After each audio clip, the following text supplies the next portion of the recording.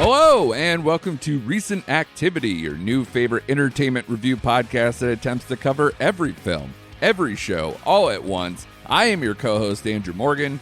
With me, as always, our very own Southport pageant queen. It's Shane Beauregard. How are you, sir? I'm doing well, buddy. How are you doing, sir?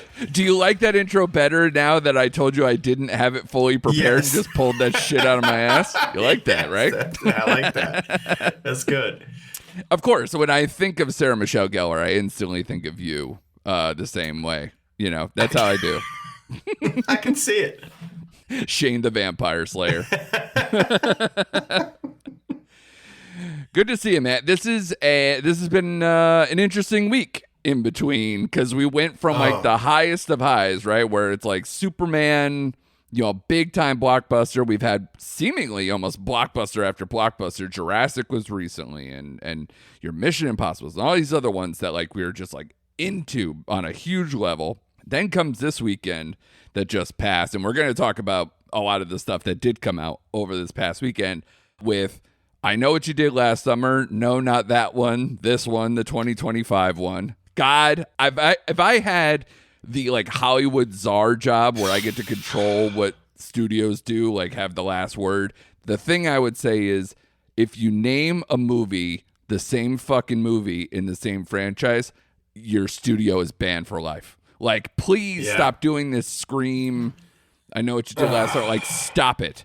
No one likes it. If it's not a remake, do not call it the same fucking thing because people are stupid. And if they didn't see the trailer, they're going to be like, oh, they remade this? Like, I don't even think it's a good move financially. It's just baffling. It's confusing. I would rather you do fucking Too Fast, Too Furious kind of shit than call your movie that. I don't care. Are you with me? Yeah, I am. But I learned, I guess they use the term legacy sequel now. Yes, That's what they. Yes, we've been talking about that with Maverick and everything else. Yeah. I'm with you though, man. At least Scream did it in at least in a decent way, like a watchable way. Like I was fine with the way Scream handled their legacy sequels. Yeah, I mean, we'll get to the movie itself. Yeah, we'll get to the movie itself, but Jesus Christ. Fucking call it something else. I don't even care if you just put the fucking initials, like the like an acronym, something. So, like, help me out. Like, you know, if it's IKWYDLS, let's do it. Yes. You know, or, you know, call it Last Summer, Southport or something. I don't fucking care. Like, call it something else. Stop. We'll get to the rest of it. But you know what? Fuck it. We're going to cover Eddington maybe and like Smurfs and other stuff, and we're going to do a check-in about the summer stuff. But let's stay on this because it's so hard. This franchise, because I've done the homework. I've done a little bit of the research, the backtracking, the whole thing. So this franchise is kind of a mess before they did this anyway. Like, so I told you last week that I went to that Milford horror event to go watch the original back like on the docks. It was a movie on the docks. They brought the guy dressed in the killer. It was a very fun event. It was good to see the old movie, refresh my memory, the whole thing. Had a good time. Then I went home and I watched I Still Know What You Did Last Summer for the first time, which you basically said, you don't need to. And you were kind of right, except in this movie, they have two references to it, and we'll get to both probably. But like, at least initially, they were like, don't go to the Bahamas. Was a very funny line to me because I had watched it. But outside of that, was it worth watching? It's not good. So there's that. And then they made kind of another sequel that wasn't with Jennifer Love Hewitt and Freddie Prinze, sort of. There was some young teen version of this. And then they made the TV show. I remember the TV show. The Amazon. Yep. I think it was Amazon, right?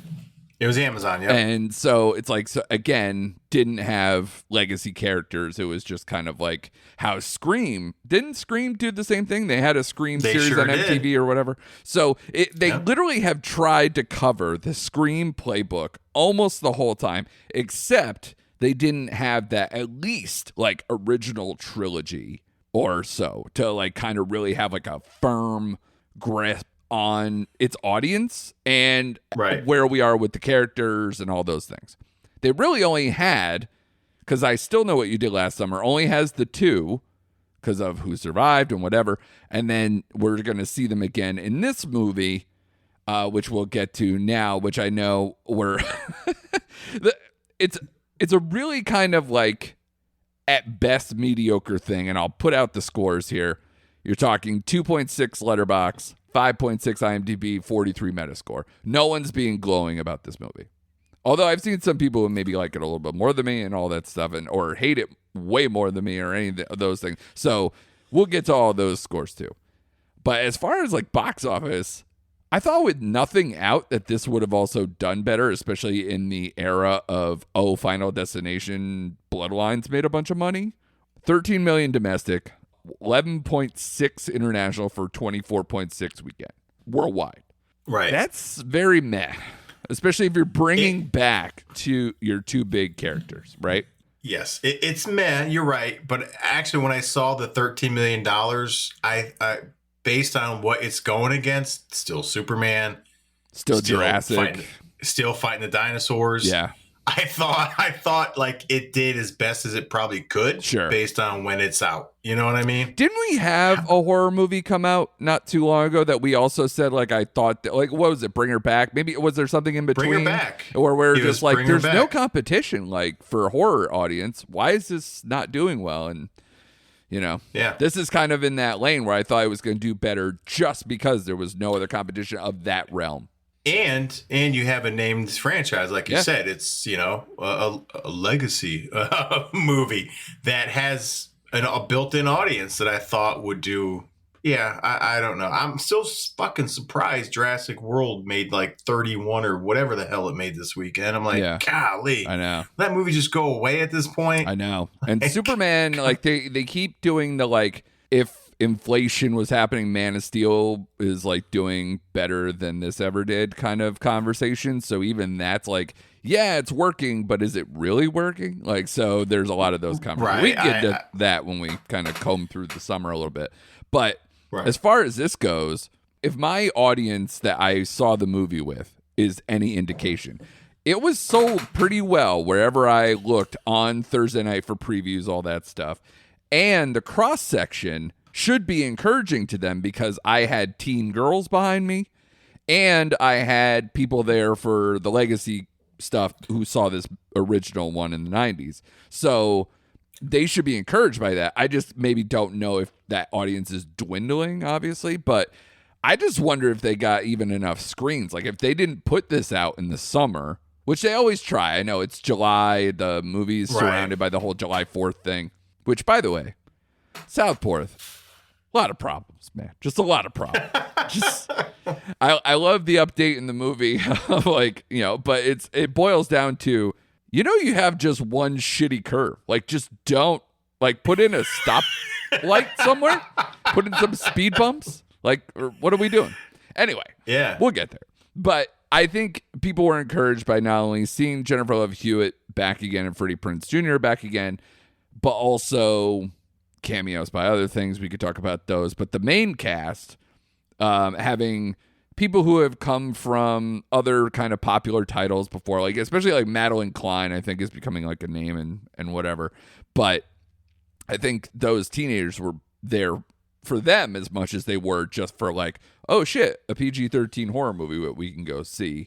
So I think that all works. And Jennifer Love Hewitt did a good job, I think, of like doing a little bit of like the social stuff with the what are you waiting for stuff, which I think has now become officially like just fucking overblown. Like stop saying it. It doesn't need to be a catchphrase. You're lucky to be a final girl. Nev Campbell didn't need to do this shit. Just write a better movie.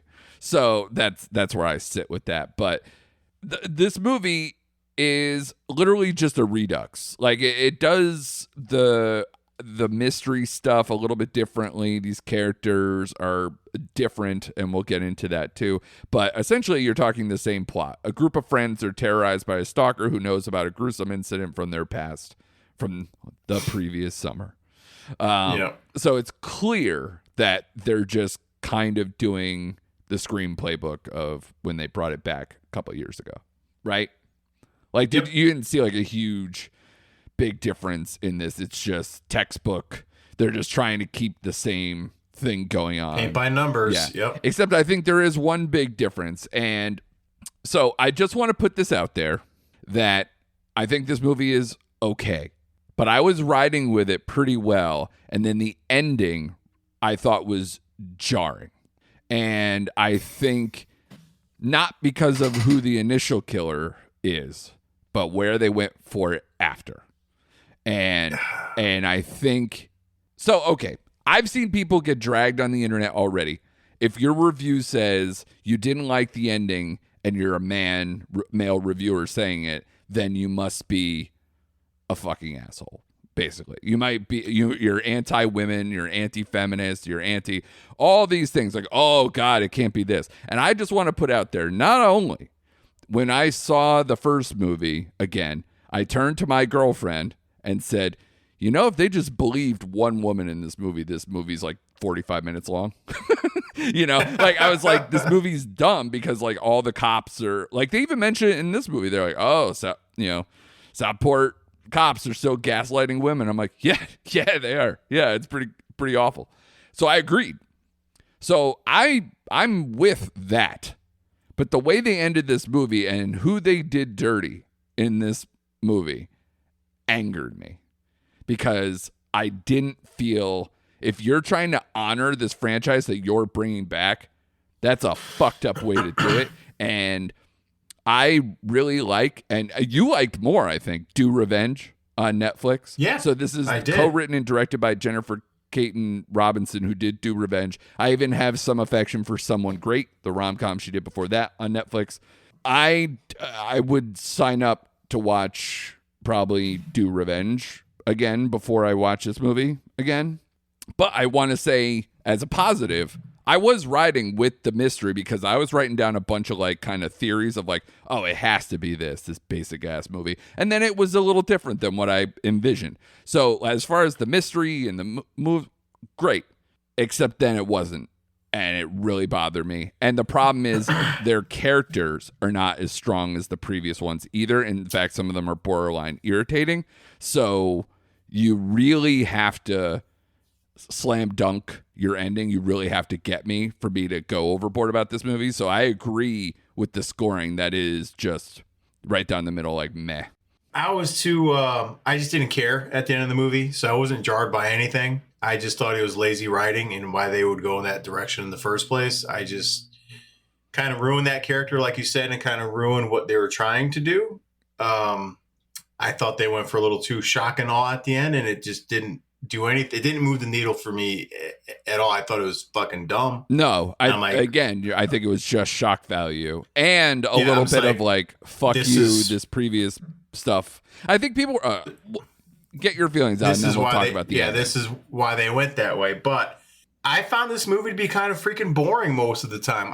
It's because of the cast, and I don't mean to like beat these young adults up, but I wasn't attached to anyone, any of this cast during this movie. Yeah.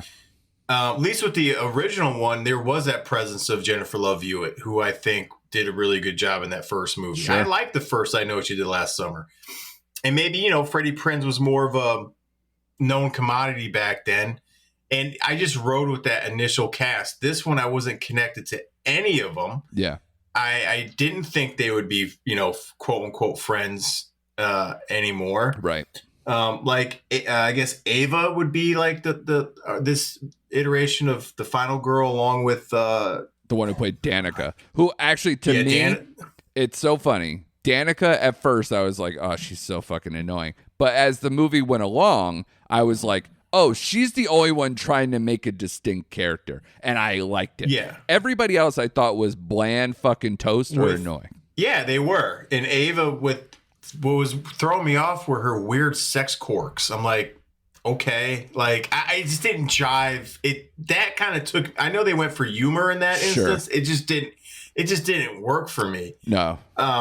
the male cast, they all could have died for all I care. Like they just were so there's no Ryan Phillippe's here. No. Like it's just so bad. I guess they tried to make that guy Teddy like Ryan Phillippe. It just didn't work. Yeah, instead like he's just baby Gronk. Yeah, that's exactly it. By the way, he's going to be in that football movie produced by Jordan Peele. Oh, yes, I know. That's where I recognize the face from. Yeah. But yeah, I just wasn't jiving with anything. Like you said, the whole, I don't know. But I did like how they made, because they did, like you, I was like, well, who can it be? Like, I didn't mind the first reveal of like who the killer was. Yeah. I was kind of riding with it. It made sense, but then at least. And then they just fucking ruined it at the very end. And it didn't. His reasoning was just so they don't erase their memories. That whole 97 speech about blah blah blah. I thought Jennifer Love Hewitt was in it just enough. I'm glad they didn't like overdo her parts. Yeah. I thought she was fine. It made sense. Yeah, as a whole, this movie was very bland, very by the numbers. The kills were like, I don't know. I was expecting a little more creativity out of them, I guess. Yeah. And you just didn't get a whole lot of it.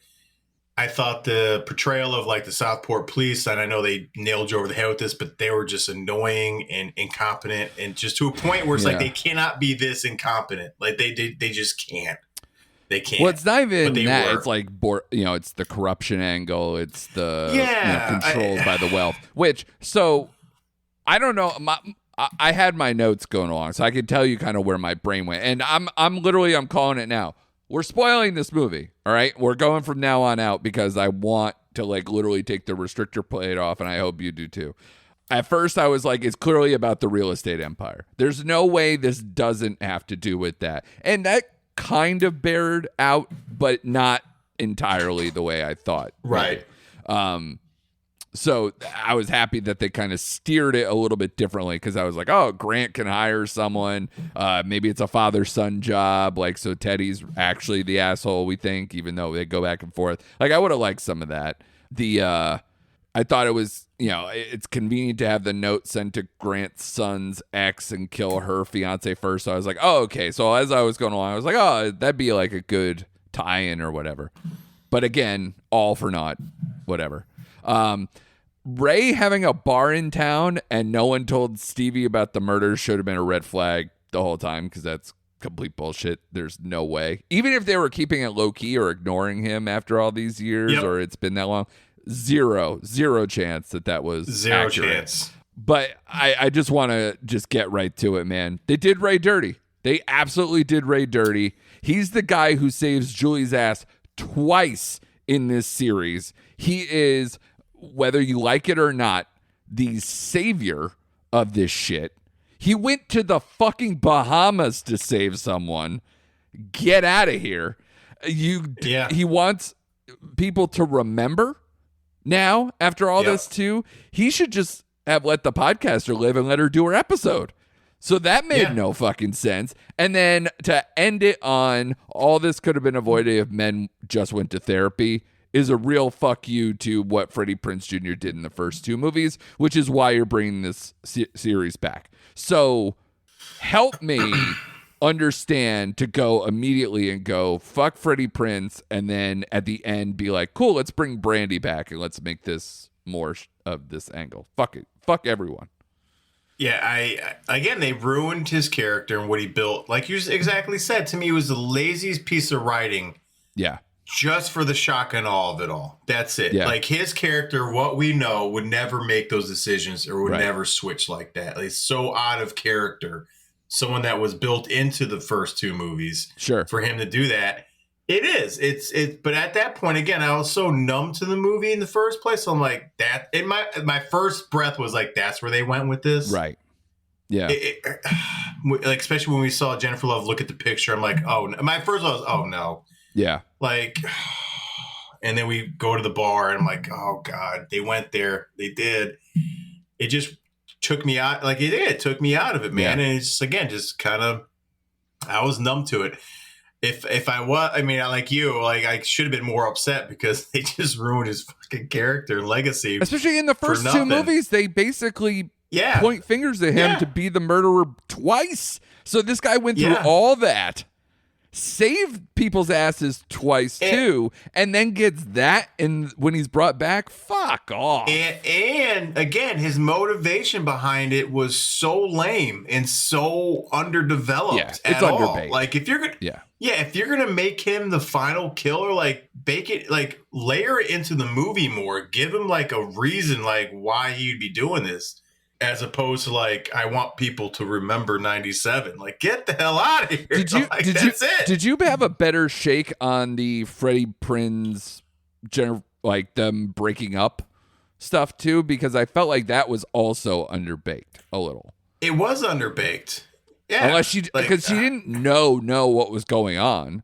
So there had to be just this conversation of like, He is who he is, and he saved your ass twice. Like, what does that guy have to do? So I don't know. Yeah, they just went off the rails and ruined it for me. So they should have just left it as Stevie being the killer. I would have been fine with that. Yeah, just because again, that made sense. You killed one of her friends that dug out of this deep depression hole that she was in, and all that kind of stuff. Yeah. And I it's understand something to build on too if you're trying to get those characters to go forward too.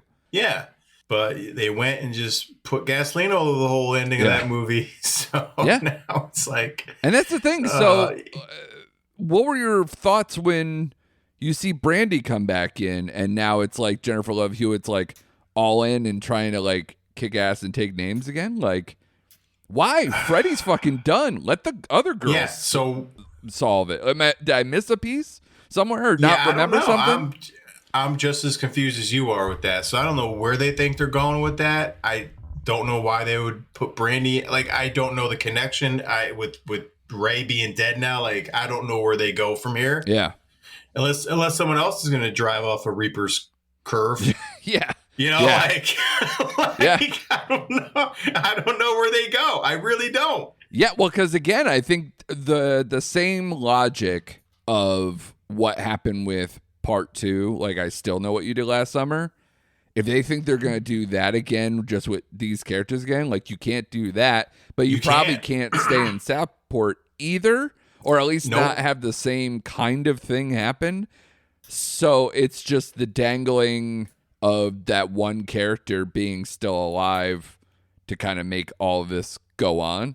So that's not really a mystery. That just turns into there's just more revenge to be done. So I don't know. I tried this one.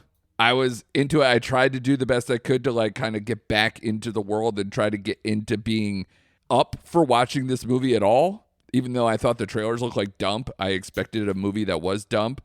I don't think it was that, but then they really just, I feel like, I don't know, stabbed a portion of the fans in the back for a very underbaked reason.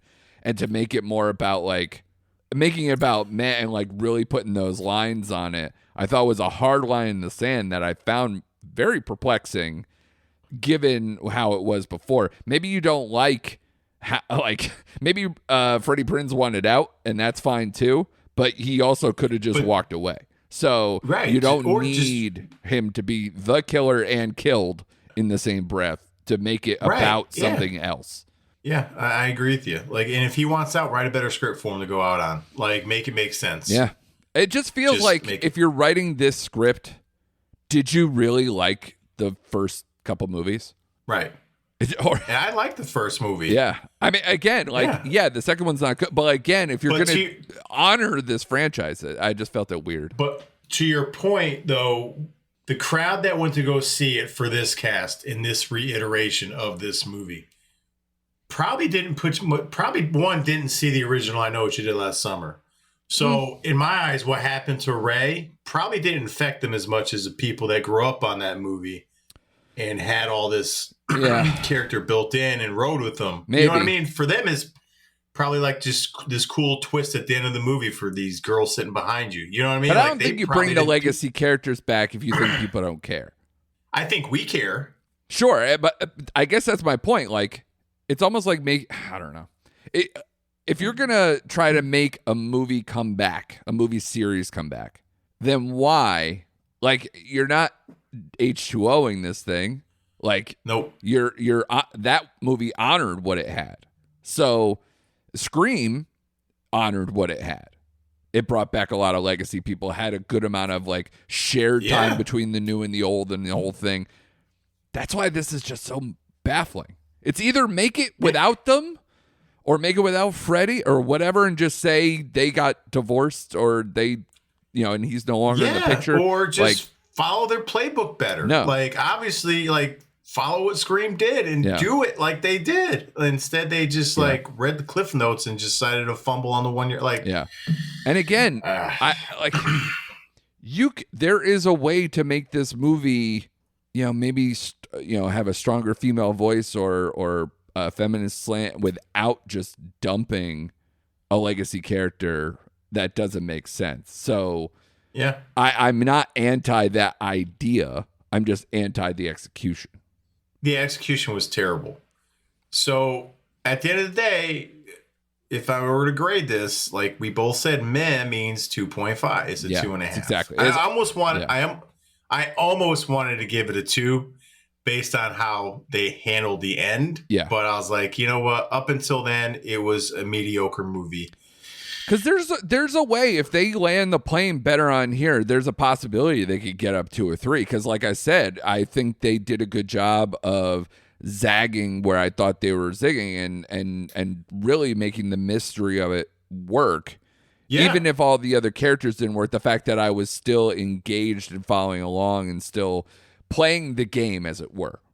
That's where I'm like, okay, you could have got up to a 3. But then you like basically like spit in the face of some of your audience, so I thought that was weird. Yep. So that's but I think really what it boils down to, Shane, is fuck the 4th of July, right? Like that's let's not do this anymore. Or maybe Southport in general, like it's a small town. Just go to the next town over.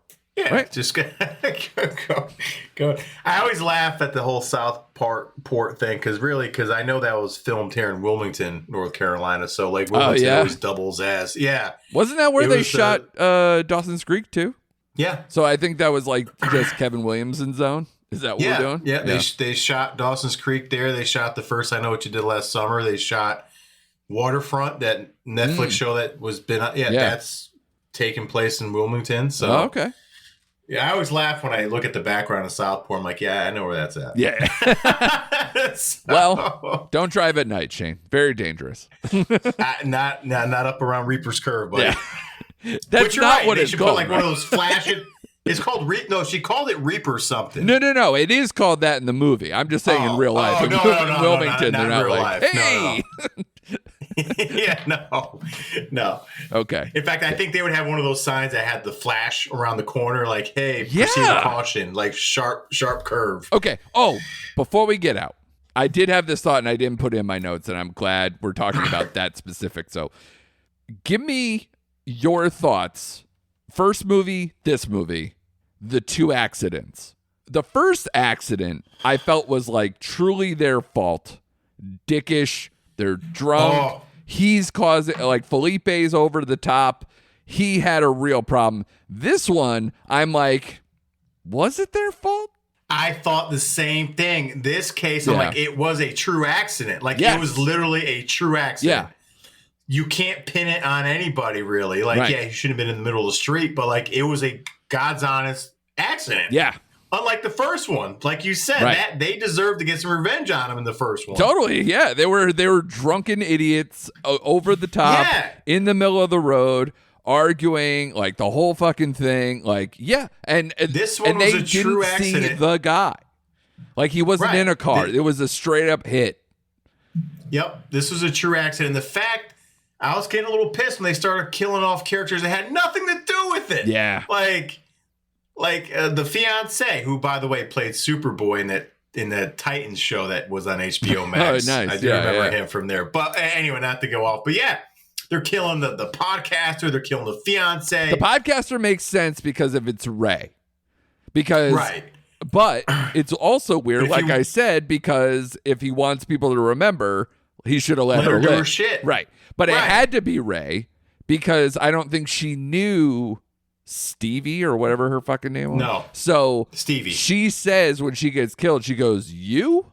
So it had to be someone she knew from the case or in that realm. Yes. So exactly. I don't think she knew that. Plus, I think Stevie shows up at some point. doesn't she? She does. Yeah. Yeah. She does. She's the one knocking on the front door. Yeah. So Or it trying had to get be through the Ray. front door. So that's why I was they're- just like, then why'd you kill her, Ray? Like she should. Yeah, you they're should have been killing- like in tandem with it.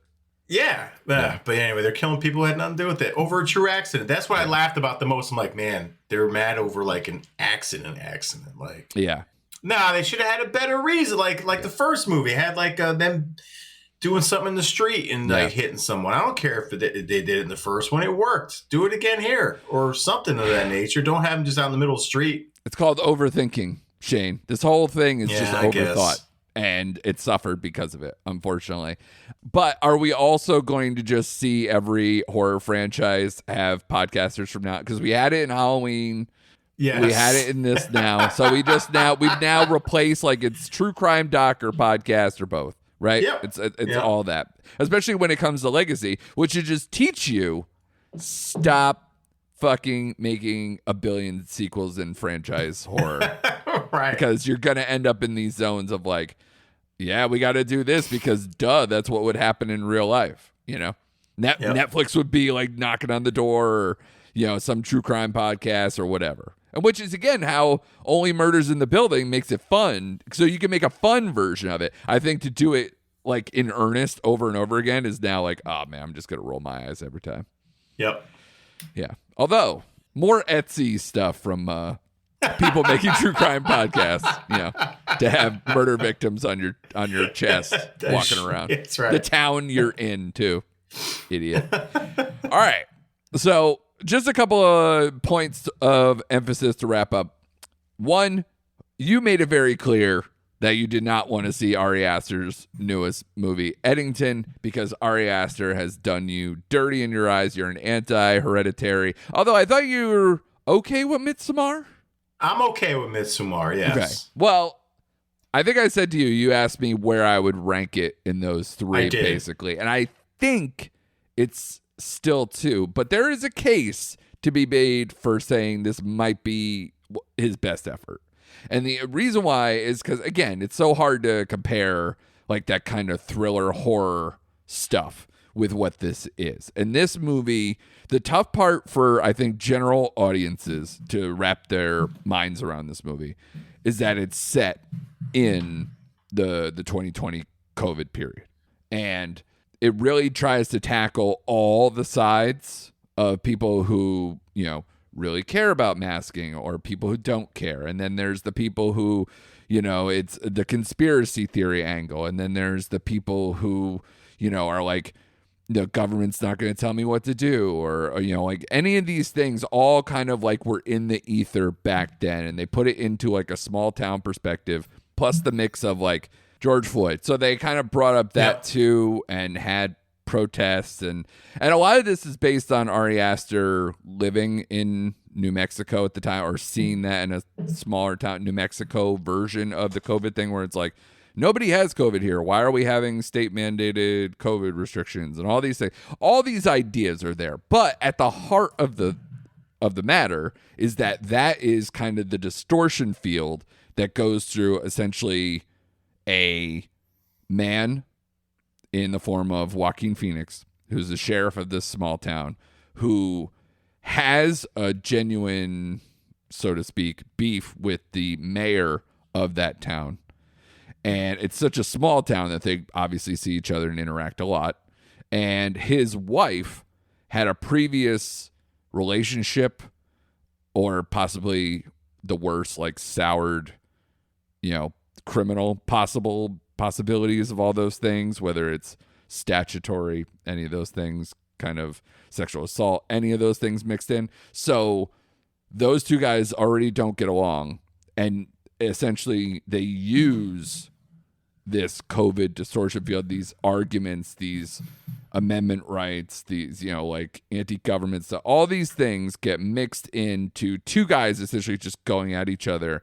And then it becomes bigger and bigger and adds more fuel to the fire. And then, you know, it has like basically a full-on shootout and chase scenes. And it's kind of very neo-Western version of it. So while I don't love all the ideas, and sometimes it could be very gnawing at you or divisive, or even just to bring me back into that zone only 5 years later was a bit of a tough sled at times. I think the story that's within it, the performances are very good. And of course, Joaquin Phoenix has to show his dick again. So I just wanted to throw it out there just to be like, so, if you weren't convinced already, you could do that too. But I think this movie is like a 3.5, good movie. Recommend watching it. Not everyone's gonna like it, but at least for Ari Aster, I think that kind of fits the bill, doesn't it? He kind of likes being a provoking thought, even though this might be his most genuine, because it's like his own personal reactions and feelings and kind of mixing in a story to do it. So it's a little bit of a different piece for him because he's not doing it through some horror prism, some A24 horror, especially where it's elevated or like, more talking into like therapy or other psychological things or whatever versus whatever this is. So right. I would recommend to watch it. But I can also see anyone who goes into it being like, I reject it at its core. I reject just the COVID of it all. I reject those because I don't want to live back there again, or I don't want to process this relationship through that. I could see all of that. But I think it's a good movie in there, though. Okay. So I'll have to take your word on that one, bud. And I've told you, I'm not over the moon by any of his stuff. Like, I think Midsommar is better than Hereditary, even though, and there's people who think Hereditary is like amazing, and I'm not one of those trust people. Me, I know, but I did have a good enough time with it. It was fine. But again, not in love. And I didn't see Beau is Afraid either because I thought that was too much for me.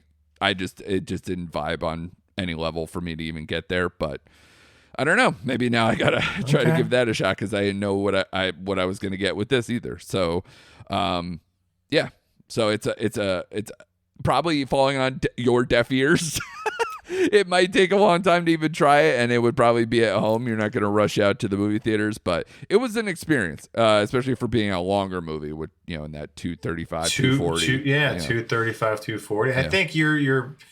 I think you're the Ari Aster guy in this podcast. I can handle it. If there's a movie, you can handle it. Yeah. I just can't with the Hereditary people. I have a ongoing beef with all the Hereditary people. I have some in my life. Yeah. He just pissed me off so much. Like I'm not falling for shenanigans again. I'm not doing it. I'm not. They would have to cater to you so much to get you to do it. Like, it would have to be, I'd have to tell you, no, this one's like kind of straight up. This one has Frank Grillo or Tom Hardy or fucking somebody you absolutely love in it or something. Like, it would have to be so much of your check boxes for you to go, fine. At this point. You're right. Yeah. You're absolutely right. Yeah. On the 100% flip side of this coin, don't go see Smurfs if you have small children. It sucks. Like, my kids were fine with it. They thought it was good, but I know when they like are in on something. And this one, they were like, it's fine. I honestly didn't even know there was a Smurfs movie coming out till like last month. And I was like, I'm like, they're doing this again. They just did it like 10 years ago. There's like 3 sequels. Like, I don't even know what this is anymore. Like, it was one of those, like, if you're in a parent of small children that's have children in the last 10, 15 years, Trolls has already fucking usurped Smurfs. Like, you have a brand, but you have nothing anymore. That's it. You're done. Trolls was smart to be like, we're going to make this about like music and we're going to make this about this. Like, there's something there, even though not all of them are good. In fact, most of them are kind of or worse. But Smurfs, way better. This felt like an even worse version of watching the last Garfield movie, where I was just like, this isn't Garfield. I don't know what the fuck this is. This is just, you have a brand and you didn't know what to do with this, so you just made some nonsensical script that you tried to make work. It's like, it doesn't. And the fact that like Rihanna is in it means nothing. In fact, her voice just sticks out like a sore thumb to where I'm like, yikes, okay. That doesn't make any sense. And I was like, oh, but at least Rihanna's here so we could do music better, right? None of the songs click. There's only a few. It's just terrible. It's just a bad movie. So don't do that if you're a parent. I will pass that along. And again, I won't go too deep, but for you personally, because we talked about this, like, as far as like a movie, when we did our top 5 of the year, if there was a movie on our brain that, like, if we watched it, would this be in our top 5 if we did catch it? And we both said My Dead Friend Zoe. Yes. Recommend it. It's a good movie. It's not like elite, like higher echelon of the year level, but I think there's a lot of real good performances. I enjoyed it. I just, I wanted more from it, but maybe my expectations were brought into it a little bit. But I don't know. If you, again, enjoyed the trailer, want to do it, it's a good watch. So watch the movie. Very impressed with the people within it. And it's enjoyable, but it's also, of course, it kind of is repetitive because, there's like you're kind of like haunted by this relationship that's going through. It's a lot of either PTSD or loss and grief and all these things mixed in with a family drama story, but also trying characters having a little more like playfulness or fun to it around it. So I don't know. Sometimes you maybe get caught wrong-footed, but not enough to like. It's still a very good movie. It's probably either a week 3.5 or 3. Like it's in that zone. Okay. So, but again, definitely worth watching. And so I know you were interested, so I would recommend it to you and anyone else out there. It's a good story. It's available for rent, cheap. I think we rented it for like $6 or whatever it was at the time. So it's out there. Check it out. My Dead Friend Zoe. But I did want to do just a general check-in with you, dude. Vibes check on the year / the summer, because they kind of go hand in hand. When we did our most anticipated list, I feel like we were in that nebulous zone of like, all right, so what did I say? Like we cheated and did a tie for 10th. So we have 11 movies. Yep. 7 of them are out. The 8th one comes out this weekend with Fantastic Four, but we've seen like trailer after trailer and kind of getting a sense with that as well. And then there's trailers out for a couple of the other the 3 remaining movies. So we're kind of in this area where we kind of seeing the shape of what 2025 is more and more every day here, it feels like. But we still have almost a half a year to go. So I'm curious to see where your head's at with all of this. For starters, and then we could talk about kind of like the individual picks and some of those things. Yeah, no, based on what I'm looking at for our list, I would say the majority of it, I think the theme is we wanted to love it, but we didn't. A lot of our movies, but we liked it. Yeah. Not to say that's disappointing, because I think there's a lot of good stuff out there. Sure. There is, like, 28 years later, Final Reckoning, even The Life of Chuck, which I do actually love that movie. Oh, we're all full circle now? Yeah, we're full circle. Okay. I won't watch it again for a while, but I love that movie. Okay. But looking back, maybe we should have had Sinners higher, because that was our number 5, Maybe a little disappointed in Ballerina, but that was our number. No, that was on my list. That was 10. That's our tie at number 10 on our combined which list. is tied with Wake Up Dead Man, which hasn't been released, but now we started to see a little, not a full trailer, but like kind of a teaser, and we're starting to see things. But I would say our top 5 have been really good, solid summer movies. Superman, MI, 28 Years Later, Sinners, and we'll know about Fantastic Four this week. But so I think so far so good, to be honest with you. A lot better than I think last summer was. I have to go pull up and see what we watched. But we had some real stinkers last year. Yeah, I think we had like Joker 2 comes to mind. But I don't want to let Death of a Unicorn / you off the hook. Listen, buddy, you were looking forward to that movie too. Maybe not as high as I was. I have the points here, man. You put that as your 5, so it climbed into the list. So like that's your 5 points. There was this of the 6. So yeah, I know that's on me, and I apologize, people, because that was not a good movie at all. That was a mess. That was a mess. But we're talking off the mic about some movies, and I think you posed the question, what movie you would put in there, right? If you can have a mulligan on that one and toss another one in for now through the rest of the year, like, is there something, especially maybe you saw in a trailer or whatever? I have 2 movies in mind, at least. So, what would be yours? Well, I'm going to forego, because the obvious answer would be Predator Badlands. That's the obvious answer for me, sure. Right? Well, again, based on the trailer that came off today. Not only the trailer, but like you coming off Killer of Killers, so you're on that Predator high. I'm on the Predator high. Yeah. But I would go with The Running Man based on the first trailer we saw. That was one of the 2 that I had in my head. That was it for me. I was like, this trailer kind of nails it. I would gladly swap out Death of Unicorn with the Running Man. Yeah. And even with Ballerina kind of being meh, if I could squeeze in, meh. I would agree to your Running Man, but also counter with Weapons. Yeah, that's a good one too. I forgot about that one. Yeah, absolutely. I know it's coming up. So it's coming up in the Chris Frodell Award of can't be anticipated because it's out in 2 weeks award. We're back to then. If we had said Weapons, maybe. But again, we didn't have a trailer. We didn't have anything. I don't think we didn't have anything to go on. We didn't have anything to go on. I don't even know if it was titled. Trailer, frankly, it wasn't. Yeah, that first trailer of Weapons, just like, I'm in. I'm all in. Oh yeah, on that movie. So yeah, but those would be the 2. The Running Man for sure. Yeah, and then Weapons, and then Predator Badlands. But I would like to throw out, and this isn't a Shane type of movie, but I'm such a big Colin Farrell fan. I'm intrigued by Beautiful Journey. Big Bold Beautiful Journey. Yeah, absolutely. Yeah. Which I didn't think would be. I find the trailer very delightful. Yeah, and again, this is I think his name is Kogenaga.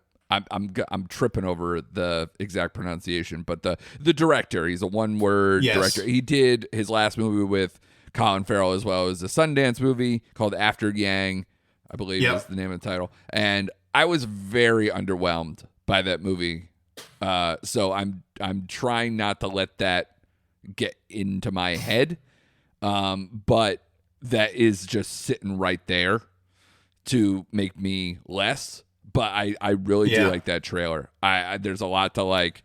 It's a very down memory lane with a stranger, like intervention from life sources or outside sources. So I do enjoy all that. It's a very sentimental thing. Yeah. And I think if those things work, they work really well, but sometimes they could be just very bland too. Yeah. About just almost like basic loss and heartbreak or something. And it just doesn't go anywhere. Sure. But I am kind of in search of, and Life of Chuck kind of rides on that line there, but I'm kind of looking for my We Live in Time of this year, where it's like this kind of like heartfelt, romantic, life in a nutshell, slice of life kind of a movie that just really tugs at the heartstrings to make you feel alive for a couple hours. Yeah, I'm with you on that. I think this movie has a chance. So we'll see. Yeah, so I agree, and I'm starting to see more from the summer/fall festival circuit to kind of know where I stand with certain movies, or at least get hyped about certain things. Like, again, Wake Up Dead Man, we're starting to see a little bit because that movie's going to have a late summer, early fall release in terms of the festival circuit before it's out on Netflix later on in the year. So there's that. And then, saw like just some general announcements for like what's coming to Toronto. And when Toronto announces, then you can kind of put the pieces together like, oh, well, this movie is going to be at this festival because this says it's having its Canadian premiere and not North American or not world premiere or whatever. So you start seeing like, oh, this will probably go to this festival and whatever. So while that's all very fun for film critic, nerd, whatever types, that means nothing probably to most of our audience. But at the same time, it does kind of just remind me of like what some of the big movies are supposed to be. Like we've seen like Hamnet is a good example of a movie that I don't know if you know what that is or if that's on your radar, but that's Chloe Zhao trying to come back into the fold post Eternals after winning for Nomadland before that. So she's trying to come back into kind of an Oscar play kind of a movie. Yeah, good luck. And it has to deal with Shakespeare and his wife and the loss of a child and all these things. So it's got real like Oscar like buzzwords all around there, like prestige stuff there. So there's movies like that seem like that might have an impact. Edward Berger has another movie. So like after Conclave and All Quiet on the Western Front, this guy's on a roll. So if you want to try to look for Edward Berger to have another really good movie, you got another one of those coming. The fact that Soderbergh might have a third movie coming out before the end of the year is insane, but that his new movie's going to Toronto. So just even those just like kind of get me buzzy, like seeing some of the bigger directors or directors who I think are on a roll or have like, I think Smashing Machine is going to Toronto, but I think it's going to premiere at Venice. So we might know real soon if that movie's getting that kind of movement and buzz from, at least on a critical level, before it gets to us all. So that's where I start to get a little like, yeah, let's fucking see it. I want to see those first reactions a little bit. I want to get like a sense of where this is. And PTA, I'm sure, because One Battle After Another was on our list because of me. So I'm trying to, that trailer is so all over the place that I'm hoping this movie is more focused than what they're putting out there. And that's my big worry with that one right now. And then Marty Supreme I have on the list there too, as far as the other Safdie brother joining in the equation. And, there's not even a trailer for that yet. So who knows? And then there's a Noah Baumbach movie for Netflix. There's a Catherine Bigelow movie for Netflix. There's a bunch of good stuff coming down the pike. Yeah, there's a Matt Damon, Ben Affleck movie that's going to be now early 2026. I thought that was going to be 2025. So there's a lot. There's a new Darren Aronofsky movie that Caught Stealing. That actually I'm intrigued. Dope. Yeah. Yeah, that seems like my kind of movie. Yeah, which is weird because Aronofsky's not usually that kind of. He's 50-50 for me, and this looks more. I don't want to say Guy Ritchie-ish, but like that whole vibe. It's not a Darren vibe. It's something that's So I liken it to when Cronenberg came out with Eastern Promises and a History of Violence, where it was like, oh, that's Cronenberg? Okay. Yeah. That threw me a curve. And those are probably between those and Dead Zone and whatever. Like, those are like my favorite Cronenbergs, where they're not, absolutely. Not like body horror filled and crazy. I like him a little more down the road or down the middle of the road. But yeah. So you never know what you're going to get. So I'm intrigued. And I like Austin Butler and Zoe Kravitz as a pair. I do too. I thought that really worked. So, a lot of stuff, man. That's really what I felt between looking at what's coming to Toronto, what's left on our list, and I'm looking. I think I'm at 73, 74 movies so far for brand new releases. So, but I'm telling you that we have another 55, 60 movies in us, and I'm like, yeah, it looks like it. Like it looks like you're you're I am down on the movies this year. Though what I make up for is I make up in TV shows. People. You do. And we can't list those on our letterbox, unfortunately. You want to tease what you kind of started to catch, and then maybe we'll kind of, once you finish them all up, we can talk about them later. But tease in what you've been watching. Yeah, I've been watching that Untamed show with Eric Bana and Sam Neill. Murder happens in Yosemite, and Eric Bana is the lead investigator there, and they uncover more than meets the eye on what happens to this girl and what they uncover in the park. But I like seeing Eric Bana on screen. I haven't seen him much lately, to be honest. I was going to ask you that. When was the last time you saw Eric Bana in something? Funny People? Maybe. Where he had that really bad Ricky Gervais Netflix movie. He did? That came out, like 8 years ago, 9 years ago. It's been a while. That one, yeah. Yeah. Anyway, exactly. Sure. No one does. Yeah, fair enough. But if you're looking for just a good old-fashioned, tight thriller drama with great acting, so far, and it's only 6 episodes, about 45 minutes an episode. See, now you're speaking my language. Yeah. It is very, very bingeable. I mean, just very bingeable. They do a lot of good with the characters, go in depth about his personal loss because he's flawed. individual, so they kind of like give full flesh stories to all these characters. So if you're into like the Ozarks and that sort of thing, it's not on that level, Right. but it's not it's pretty close if you want to try to fill that gap of something. It's definitely better than Waterfront, which a lot of people were trying to like make the next big Ozark thing. Sure. And it's not. I think it got renewed, though, didn't it? It did. Yeah. It's a little too campy for me, where this one's like right down the line. So thumbs up so far on that. And then I just started watching the first 3 episodes of It's Always Sunny, the 17th season so far. Man, that's insane. And I'll be honest with you, like the last couple seasons, you'll find your gems in there once in a while. Right. And it just, obviously been on that long, you're going to fall off just a little bit, right? It's so hard.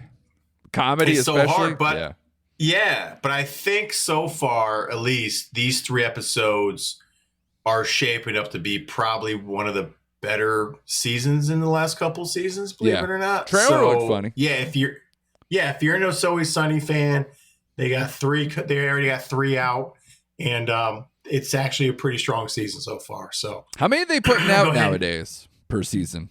The last couple seasons have been 10 episodes. I feel like they're like episodes. the live action version of South Park at this point. Yes, at this point they are. Obviously not as like political, social, whatever, but they still just, it's comedy on their level, and they just find new and inventive ways to stay afloat.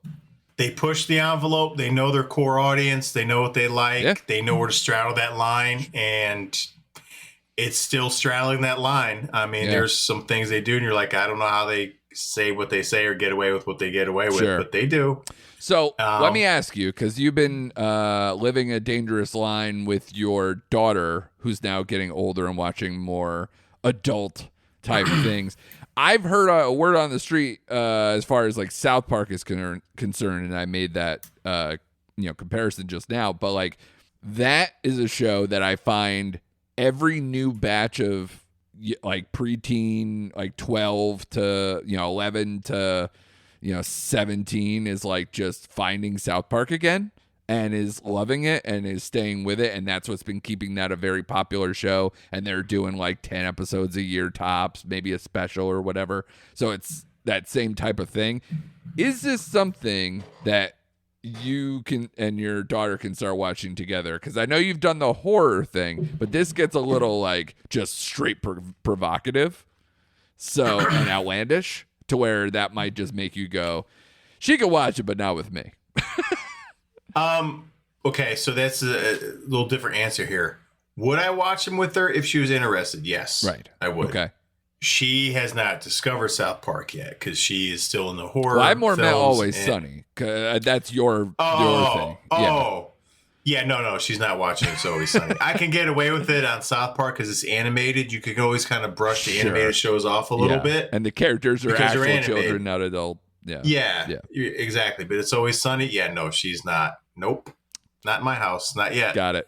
Because I was thinking, like, again, they have a very similar thing of, like, if you're 13 and you discover what you watch, like, It's Always Sunny, and you're like, holy crap, there's 16 other seasons of it, and then, like, go back and watch all the legacy episodes. So what you said, if she were to discover on her own and started watching, I would be cool with it, right? Sure. And I think there's a lot of episodes we can watch together, but then there are certain episodes where like, no, I'm not watching this particular one with you because I know where they go with this thing. So no. I don't have to explain a big dildo coming out of an exercise bike. Like I just don't want to deal with that stuff right now. So. Wasn't that Burn After Reading? Are you watching Coen Brothers with her?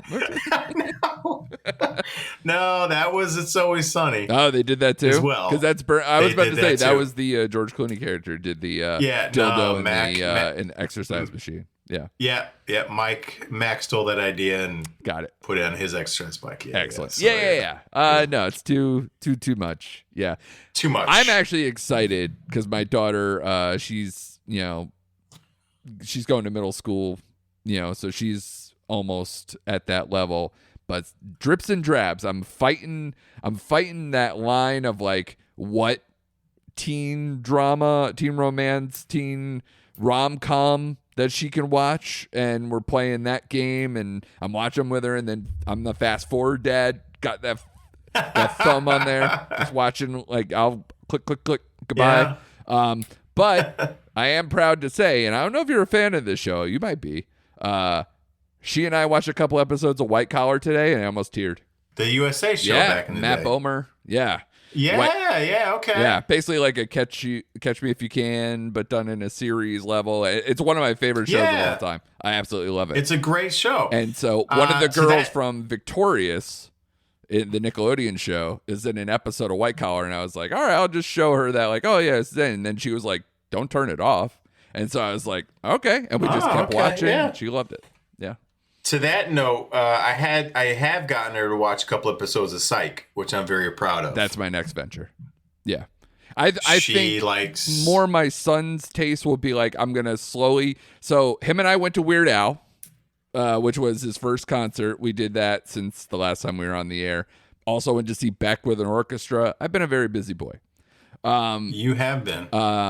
So it's been an incredible week. Both those shows were excellent. He loves Weird Al, and I know that I graduated from Weird Al to like Flight of the Conchords, Stephen Lynch guys for funny music, to then loving Lonely Island. So I think the next level for him when he gets probably my daughter's current age is, here's Lonely Island, here's Brooklyn Nine-Nine. I love Andy Samberg. Let's discuss it, because he's like my spirit animal. I love that guy. Yeah, I can see that. So, but I and like that Psych too. Yeah, goes that's into cool. that realm too. Psych. My daughter, I think, really likes crime stuff, investigations, and things like that. So I think she's gonna rally around my favorites of like White Collar, Psych, and Brooklyn Nine. Any of the ones that like you could follow a crime and have a good time. Yeah, absolutely. So, excellent.